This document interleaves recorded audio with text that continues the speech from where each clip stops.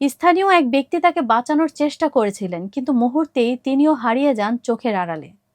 শুরু হয় উদ্ধার তৎপরতা, যা ছিল যেন এক নাটকীয় প্রহসন। ফায়ার সার্ভিস এসে কিছুক্ষণ চেষ্টা করে, এরপর দায়িত্ব অন্যের ঘাড়ে চাপিয়ে ফিরে যেতে উদ্যত হয়। সিটি কর্পোরেশন দোষ দেয় ফায়ার সার্ভিসকে, আর ফায়ার সার্ভিস দোষ দেয় সিটি কর্পোরেশনকে। এই ঠেলাঠেলির মাঝে কেটে যায় সবচেয়ে মূল্যবান সময়। আর ঠিক তখনই মায়ের জন্য সারা রাত জেগে বসেছিল তার মাত্র ৮ বছর বয়সী দুই যমজ সন্তান। তাদের একটাই কথা, আমরা শুধু মায়ের লাশটা চাই।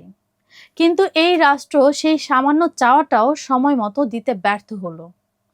অবশেষে ঘটনার ৩৬ ঘন্টা পর গাজীপুরা টেকবাড়ি এলাকার একটি বিলের কচুরিপানার নিচে পাওয়া গেল সেই নিথর দেহ, যিনি নিজের পুরো পরিবারকে নিজের কাঁধে বয়ে নিচ্ছিলেন। এই খোলা ম্যানহোলটি নিয়ে স্থানীয়রা বহুবার অভিযোগ করেছেন সিটি কর্পোরেশনে, কিন্তু কেউ শোনেননি। এখন সবাই নীরব, দায় কেউ নেয় না। ফারিয়ার মৃত্যু যেন এক নীরব হত্যাকাণ্ড, যার পেছনে দাঁড়িয়ে আছে দুর্নীতি, অবহেলা আর অমানবিক প্রশাসনিক কাঠামো। বাংলাদেশে আজ কোনো মানুষই নিরাপদ নয়।